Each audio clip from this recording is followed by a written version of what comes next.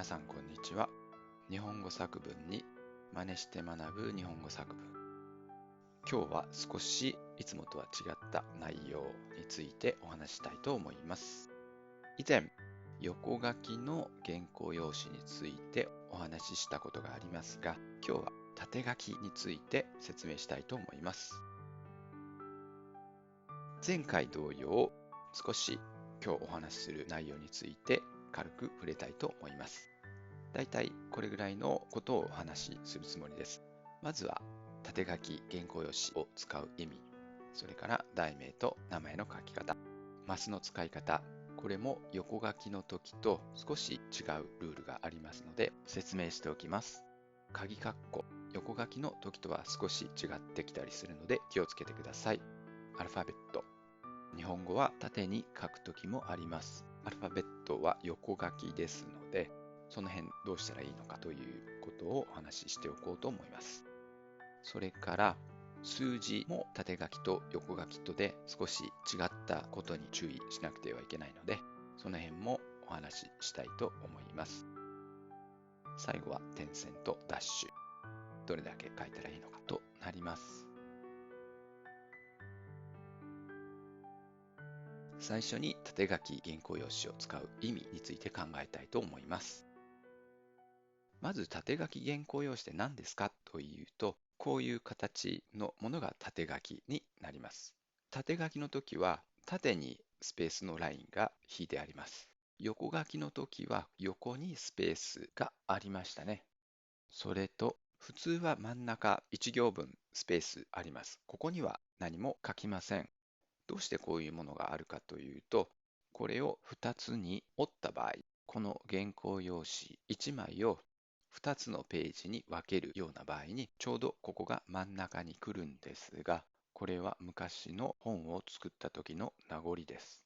後で実例が出るので確認しましょう。では、縦書き原稿用紙を使う意味ですが、横書きの時と同じように文字数数えやすいです。1枚400字になっていますので、1枚書いたら400書いた、2枚書いたら800だということがすぐにわかります。いちいち数えなくてもいいので非常に便利だということですね。それから伝統的には日本語は縦書きです。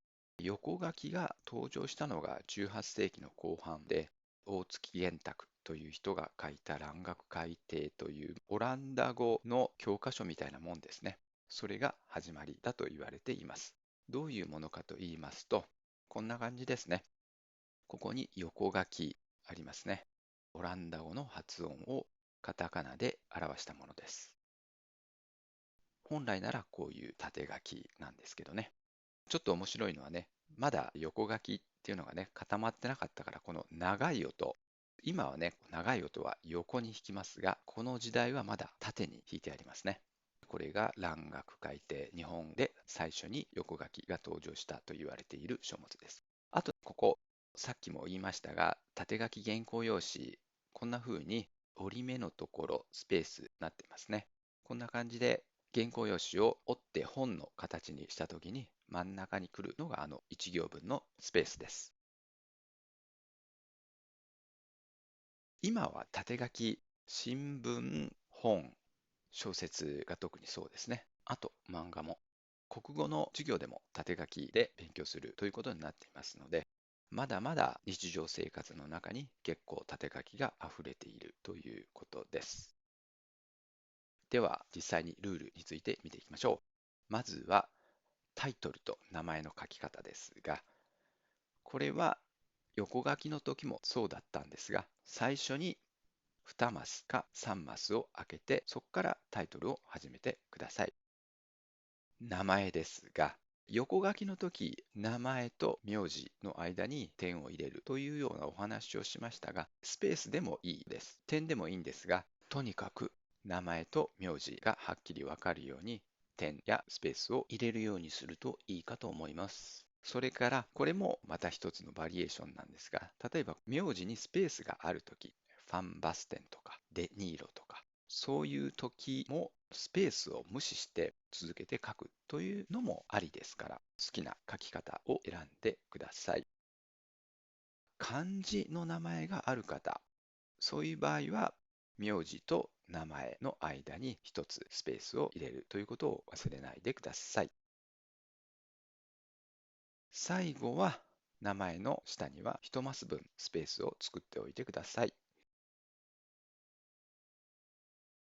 マスの使い方です。これも大体のところは横書きの時と同じなんですが、まずは新しい段落が始まるときは絶対にスペース1つ空けてください。それから1つのマスに1字ということで、丸や点、絶対1つマスを上げてください。それで、どこに丸点を打つかというと、横書きの時は、1つのマスを4つに切った、ここでしたね。左下に入れるようにということでしたが、縦書きの時は右上に来るように書いてください。小さい文字も同じです。縦書きの時は右上に来るように書いてください。それから1つのマスに1つということで、小さい文字であっても1つずつマスに入れてください。いいですか？一つのマスに一つです。日曜日の曜、たくさん線がありますが、これは一つの漢字なので、こんな風に二つに分けるようなことはしないでください。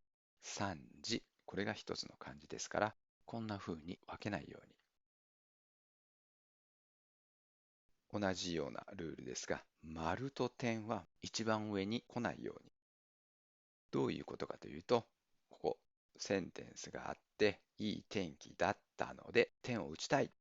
はい、この一番前に点を打ちました。これはダメ。どういうふうにするか。いい天気だったので、この中に入れるか、あるいはここにあるように、外に打つ。ただし、300のやとか、待っての小さいつ。こういうのは行の頭に来てもいいです。鍵括弧の使い方。こっちの普通の鍵括弧は実際に誰かが言ったこと。例えば、夏目漱石の作品の中で草枕が一番好きですと太郎さんは言いました。太郎が言ったこと、そのまま鍵括弧にくくってください。二重鍵括弧、これは作品のタイトルなどに使う鍵括弧です。例えば、今だとね、草枕という夏目漱石の作品があります。それを二重鍵括弧でくくることで、これは作品のタイトルですよということを表しています。それから書き方ですが、鍵括弧にそのままと太郎さんは言いました。と続けてもいいんですが、小説なんかだと鍵括弧の後はもう開業でと太郎さんは言いましたというふうに書くことが多いです。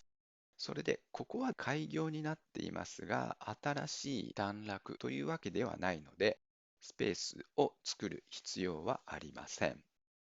2つの書き方がありますが、小説で多いのはこちらかなということです。ところで、この縦書きの鍵括弧なんですが、横書きの時とは少し違いますから、こういうふうに考えましょう。横書き、今こうありますね。これをぎゅっと90度時計回りに回したのが縦書きの鍵括弧の形ということで覚えておいてください。逆にしないようにね。これも横書きの時と同じ。丸と鍵括弧閉じが来た時は1つのマスに2つ入れてもいいです。これも横書きの時と同じなんですが、鍵括弧は行頭に来ないということを思い出してください。例えば、夏目漱石の作品の中で、草枕がと書きたいときに、ちょうど鍵括弧が上に来るようなタイミングだったとき、こういうふうな書き方はダメです。じゃあどうするか。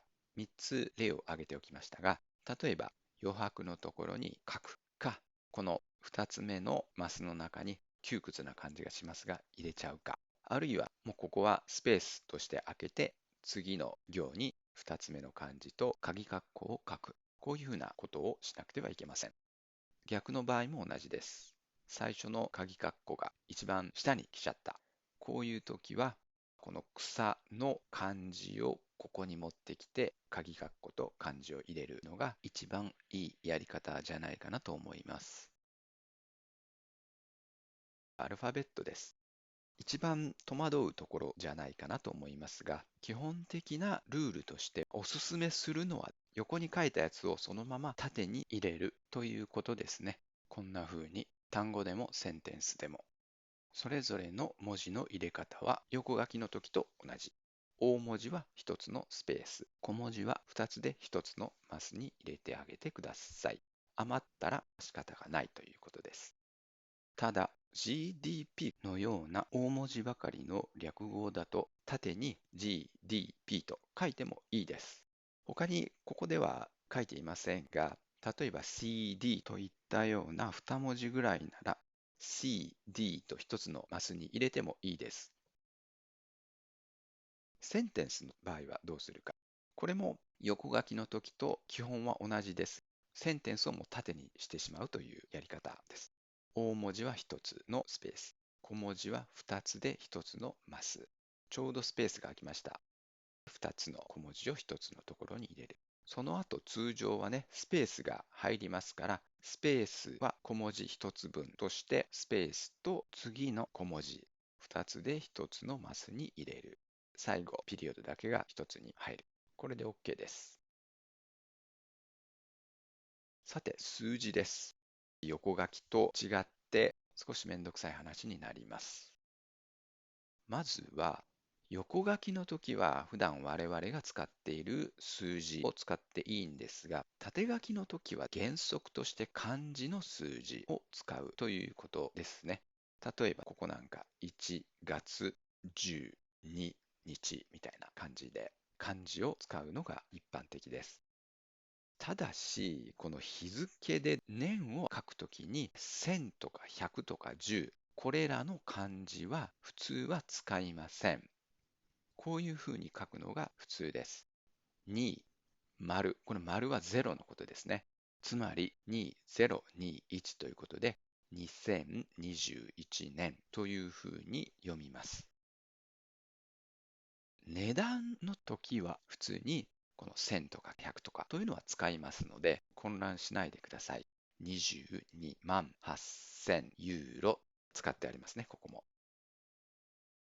記号と単位です。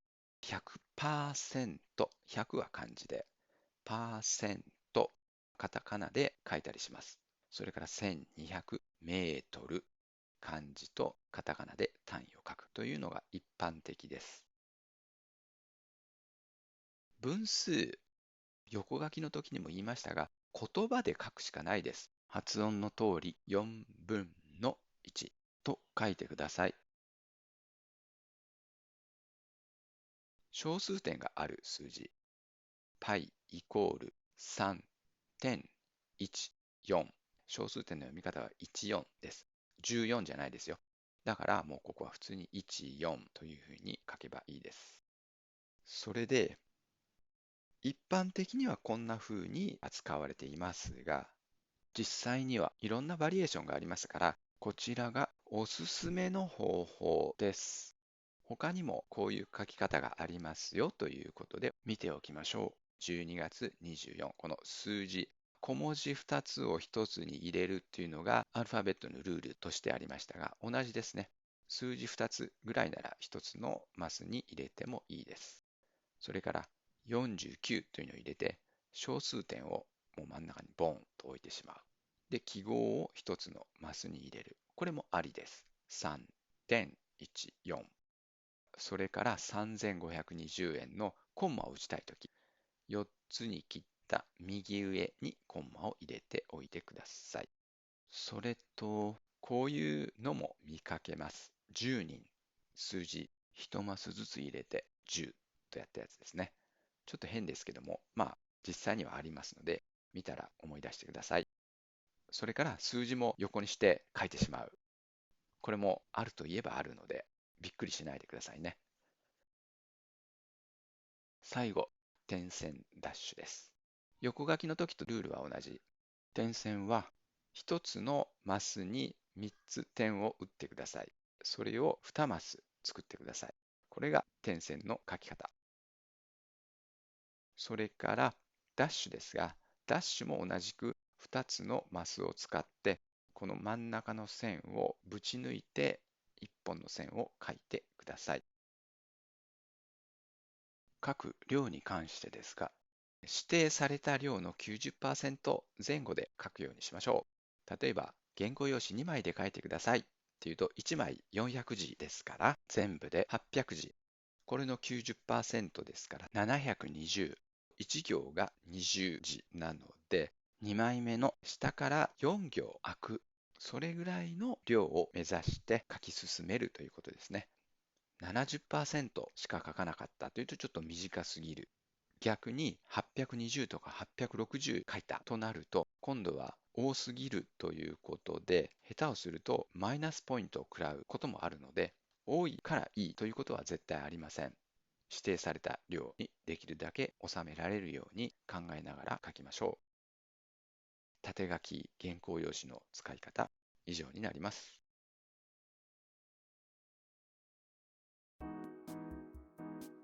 縦書き原稿用紙の使い方、いかがだったでしょうか。縦に文章を書く。あまり慣れていない人たちがほとんどかと思いますが、横のものと縦のものを一緒にするということで、いろいろと困ったことが起こるので、今回の動画を見て、ルールに沿った書き方を少しでもできるようにしておいてください。動画制作、大変な作業ですけども、皆さんの応援があると頑張って作れますので、チャンネル登録でサポートよろしくお願いします。本日は以上になります。最後までご視聴いただきありがとうございました。